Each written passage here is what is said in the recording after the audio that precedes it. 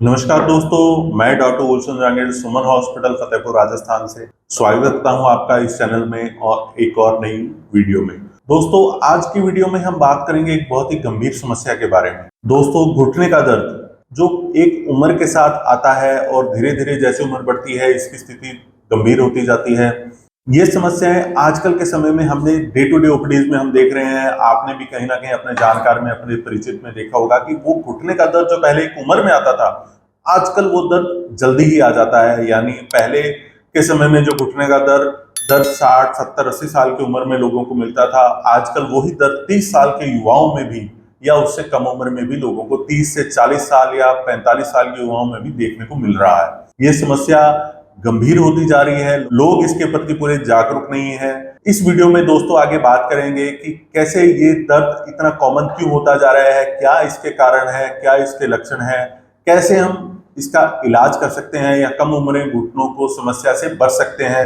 अगर ये सारी जानकारी आप जानना चाहते हैं तो कृपया मेरे साथ वीडियो में अंत तक बने रहें और मेरे इस चैनल को सब्सक्राइब करें, बेल आइकन को जरूर दबाएं ताकि आगे आने वाली वीडियोस की नोटिफिकेशंस आपको मिल सके। दोस्तों, इसके कारणों की बात करें, इसका सबसे पहला मुख्य कारण है जिसका नाम है कॉन्ड्रोमेलेशिया। कॉन्ड्रोमेलेशिया इसका मतलब ये हुआ कि घुटने के जोड़ के अंदर की तरफ जो सतह होती है, जो घुटने की मूवमेंट को सही रखने के लिए हेल्प करती है, चिकना रखने के लिए हेल्प करती है, जब किसी कारणवश न्यूट्रिशन की कमी की वजह से या पानी की कमी की वजह से वो झिल्ली जो है, वो लेयर जो है उस सूखने लगती है, तो जिसकी वजह से जोड़ में दर्द या सूजन पैदा करने वाले केमिकल्स पैदा होते हैं, दर्द या सूजन पैदा होती है। और खास करके ये एक मोस्ट कॉमन समस्या है जिसकी वजह से घुटने का दर्द शुरू होता है। पहले ये एक पांव में शुरू होती है, फिर ये दूसरे पांव में भी आ सकती है। खास करके व्यक्ति जब सीढ़ी चढ़ता है या उतरता है, जब ये दर्द ज्यादा फील होता है, और जब व्यक्ति अपना घुटना मोड़ता है तो उसके दौरान कट कट की आवाज भी आती है।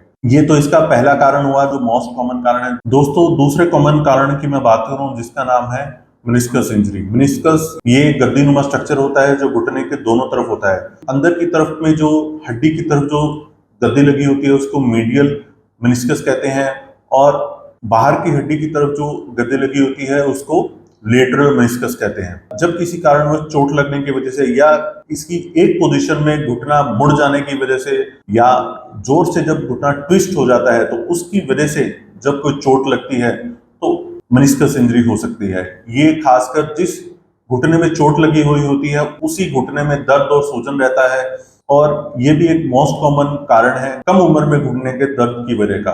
तीसरे कारण की मैं बात करूं वो है लिगामेंट की इंजरी। लिगामेंट, घुटने के जोड़ में 3 मोस्ट कॉमन लिगामेंट होते हैं जिसको ACL, PCL या MCL लिगामेंट्स बोलते हैं। किसी कारणवश ये लिगामेंट्स घुटने की पोजीशन को प्रॉपर रखते हैं, जिससे घुटना जब हम चलते हैं तो दोनों हड्डियां, घुटना जो है में लचक रहती है। घुटना आगे की तरफ जोर लगने की वजह से भी हड्डी आगे की तरफ नहीं खिसकती है, झटका नहीं लगता है या हमारा घुटना एक तरफ अटकता नहीं है। ये सारे काम इन लिगामेंट्स की वजह से होते हैं। आमतौर में खेलकूद के समय में या किसी एक्सीडेंट के समय में ये एक ही पोजीशन में जब अचानक से घुटना घूम जाता है तब जब लिगामेंट इंजरी हो सकती है, जिसकी वजह से ज्वाइंट में अस्थिरता आ सकती है, ज्वाइंट में लचक आ सकती है। चलते समय व्यक्ति को ऐसा लगता है कि मैं गिरूंगा, ज्वाइंट कहीं लॉक हो जाता है। तो ये सारे लक्षण जिसकी वजह से दर्द और सूजन भी आती है, ये सारे लक्षण कहीं ना कहीं हमको लिगामेंट इंजरी में मिलते हैं।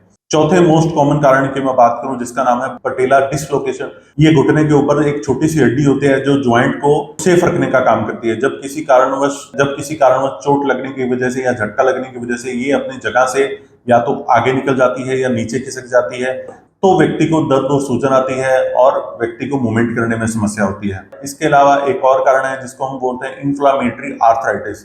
आर्थराइटिस जिसको हम गठिया बाय भी बोलते हैं, ये हड्डियों में और ये जोड़ों में सूजन की बीमारी है। जब ये इस बीमारी में व्यक्ति के जोड़ों में सूजन हो जाती है, जब इसकी वजह से व्यक्ति के घुटनों में सूजन आती है, घुटनों में जब ये घुटनों के जोड़ की हड्डियों में सूजन आती है तो उसकी वजह से व्यक्ति को दर्द और सूजन और मूवमेंट करने में समस्याएं होती हैं। इसके अलावा सेडेंटरी लाइफस्टाइल आजकल के समय में युवाओं में देखा गया है कि इंडोर एक्टिविटीज वो ज्यादा करते हैं और एक्सरसाइज का ध्यान नहीं रखते हैं, जिससे कि जो मसल्स ट्रेन होनी चाहिए, जो उनके, क्योंकि शरीर का पूरा वजन घुटनों पर ही पड़ता है। जब मांसपेशियां वहां की ट्रेंड नहीं होंगी, मांसपेशियां जो है वहां की डेवलप नहीं हुई होंगी, तो हमारे शरीर के वजन को कैसे सहेंगे, और वो वजन सारा घुटने के जोड़ पर पड़ता है, और वो जोड़ जो पहले लंबे समय तक चलता था, आजकल वो जोड़ जो है जल्दी खराब होने लग जाता है क्योंकि मांसपेशियां कमजोर होने की वजह से। इसके अलावा जो अगला कारण है जिसको हम बोलते हैं लैक ऑफ न्यूट्रिशन, जिसमें हम कैल्शियम की कमी मान सकते हैं या माइक्रो न्यूट्रिएंट की कमी मान सकते हैं, विटामिन D3। ऐसे न्यूट्रिशन की कमी की वजह से हड्डियां कमजोर रहती हैं, जिसकी वजह से वो प्रॉपर डेवलप नहीं हो पाती हैं, और जिस जोड़ में ये हड्डियां डेवलप नहीं हो पाती हैं उसमें आगे जाकर के व्यक्ति को दर्द और सूजन की समस्याएं हो सकती हैं और व्यक्ति को लंबे समय तक दर्द रह सकता है। ये सारे कारण हो गए हैं जिस कारण से हम समझ सकते हैं कि कम उम्र में आजकल के समय में घुटनों में दर्द की समस्या क्यों बढ़ती जा रही है। किसी व्यक्ति को जब कोई एक कारण है तो उसको लक्षण शरीर में क्या क्या मिलते हैं। लक्षणों की अगर मैं बात करूं, व्यक्ति के या तो एक घुटने में दर्द आ सकता है या व्यक्ति के दोनों घुटनों में दर्द आ सकता है। दर्द की वजह से व्यक्ति को चलने में असमर्थता हो सकती है। जब व्यक्ति चलता है तो घुटने में लचक नहीं रहती है। जब व्यक्ति उसको घुटने को मोड़ता है तो कट कट की आवाज आती है, प्रॉपर वे में मुड़ता नहीं है, आधा मुड़ता है या घुटना उसका लॉक हो रहा है। उसको ऐसा लगता है कि जब वो चलेगा तो अस्थिर होकर गिरेगा या हड्डी आगे खिसक जाती है। ये सारे लक्षण मिलते हैं जिसकी वजह से दर्द रहता है, व्यक्ति को सूजन होती है, जॉइंट जो है, घुटना जो है पूरा सूजा सूजा लगता है। ये सारे लक्षण मोस्ट कॉमन लक्षण हैं जो व्यक्ति को मिलते हैं।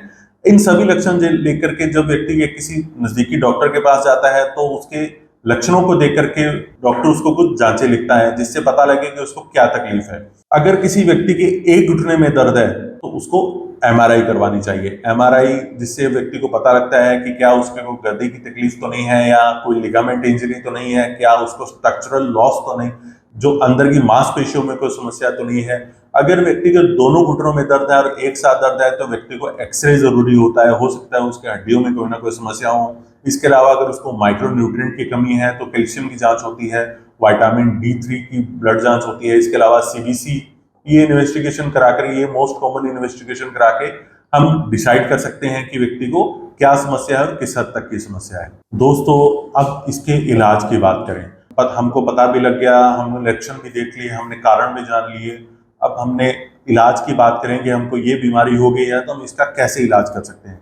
इलाज में मुख्यतः डाइट पर ध्यान देना, क्योंकि दोस्तों आजकल देखा गया है जो युवा है वो अपनी डाइट पर ध्यान नहीं दे रहे हैं। वो ज्यादा फास्ट फूड का इस्तेमाल ज्यादा करते हैं, या वो समय से खाते नहीं है या वो समय से उठते नहीं है। व्यक्ति को लो कार्ब डाइट खानी चाहिए। उसकी खाने में कार्बोहाइड्रेट, सम मात्रा में कार्बोहाइड्रेट होना चाहिए, सम मात्रा में फैट होना चाहिए और सम मात्रा में प्रोटीन होना चाहिए।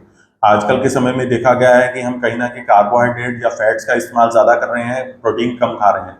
प्रोटीन कम खा रहे हैं जिसकी वजह से मांसपेशियां पूरी ट्रेन नहीं होती, मांसपेशियां पूरी डेवलप नहीं हो पाती और जोड़ जो है उसको सहायता नहीं मिल पाती है। आप खाने में प्रोटीन रिच डाइट लें, दूध, दही, पनीर, मक्खन, इन सब का सेवन करें। आप गाय का घी खा सकते हैं। इसके साथ हरी पत्तेदार सब्जियां खाएं, फल फ्रूट्स खाएं। आप इसके साथ आप नट्स का प्रयोग कर सकते हैं, जो ड्राई फ्रूट्स होते हैं। आप बादाम का प्रयोग करें, आप अखरोट का प्रयोग करें। इसके साथ आप फल फ्रूट्स जरूर खाएं, अपने डाइट में इस्तेमाल करें। और अगर व्यक्ति का वजन ज्यादा है जिसकी वजह से उसको घुटने का दर्द हो रहा है, क्योंकि मैंने आपको पहले भी बताया था कि 1 किलो जब व्यक्ति का वजन ज्यादा होता है तो उसके घुटने पर 3 किलो तक का प्रेशर ज्यादा पड़ता है। अगर किसी व्यक्ति का 30 किलो वजन ज्यादा है तो उसके घुटने पर 90 किलो का प्रेशर पड़ रहा है, यानी वो 24 घंटे अपने ऊपर 1 क्विंटल तक का वजन लेकर के घूम रहा है। अगर व्यक्ति को अपना घुटना सही रखना है, व्यक्ति तो अगर उसका वजन ज्यादा है तो उसको अपना वजन मेंटेन करना चाहिए। उसका वजन मेंटेन होगा तो आगे जाकर के उसके घुटने की समस्या, दर्द की समस्या नहीं आएगी। वजन कम करने के लिए आप अपने नजदीकी डॉक्टर से सलाह ले सकते हैं, या आप अपने अनुसार एक्सरसाइज प्लान कर सकते हैं, अपने लिए डाइटिंग प्लान कर सकते हैं। इसके साथ अगर आपको स्पोर्ट्स एक्टिविटीज करते हैं उसमें आप अपने, ऐसे नहीं है कि उठे और स्पोर्ट्स खेलने लगे। आप अपनी बॉडी को पहले वार्म अप करें, मसल की प्रॉपर स्ट्रेचिंग करें, मसल्स को पूरा ट्रेन करें, ताकि अगर आपको स्पोर्ट्स खेलते हैं तो जिससे आपको स्पोर्ट्स इंजरी होने की संभावना बहुत कम हो। आप सुबह शाम आधे घंटे तक वॉक कर सकते हैं। आप अपने लाइफस्टाइल को थोड़ा एक्टिव रखें। दोस्तों, एक कॉमन एग्जांपल आपको बताता हूं कि आप घर की महिलाओं की बात करें। जो महिलाएं घर में काम करती हैं और जो महिलाएं घर का काम नहीं करती हैं, उन दोनों में भी अगर आप डिफरेंस देखेंगे तो जो महिलाएं घर में काम करती हैं उनमें घुटने की दर्द होने की समस्याएं का चांस कम होता है, क्योंकि उनकी मसल ट्रेंड रहती हैं, वो कहीं ना कहीं अपनी बॉडी में फिजिकली एक्टिव रहती हैं। इसके अलावा अगर ये सारे करने के बाद भी, डाइट लेने के बाद भी आप एक्टिव लाइफस्टाइल हैं, तो इसके बाद भी अगर आपको समस्या है तो आप अपने नजदीकी कोई न्यूरो पंचकर्म विशेषज्ञ के पास जाएं, उनकी सलाह लें। न्यूरो पंचकर्म थेरेपी में घुटने के दर्द के लिए काफी अच्छी थेरेपीज होती हैं, जिसमें जानुवस्ती होती है, जिसमें अलग अलग स्नेहन है, स्वेदन है, वस्ती है। ये थेरेपी से जो बॉडी के अंदर वात पैदा होता है, जिसमें बॉडी के अंदर रुक्षता पैदा होती है, उसको खत्म किया जाता है और ज्वाइंट में चिकनाहट वापस आती है और ज्वाइंट की समस्या का निदान होता है। इसके साथ आप मसल ट्रेनिंग एक्सरसाइज भी कर सकते हैं, जिससे आपकी मांसपेशियां डेवलप हों, ताकि वो ज्वाइंट को सपोर्ट रखें और ज्वाइंट में लिगामेंट की या आगे जाकर के हड्डियों की इंजरी होने की संभावना कम हो। तो दोस्तों, आप मेरे साथ वीडियो में अंत तक हैं, आपने पूरी वीडियो देखी। अगर आपको लगा कि आपने कुछ अच्छी चीज सीखी है तो कृपया मेरे इस वीडियो को आगे लोगों तक शेयर करें और मेरे इस चैनल को सब्सक्राइब करें, ताकि अगर किसी व्यक्ति को घुटने के दर्द की समस्या है तो उसकी मदद हो सके। धन्यवाद।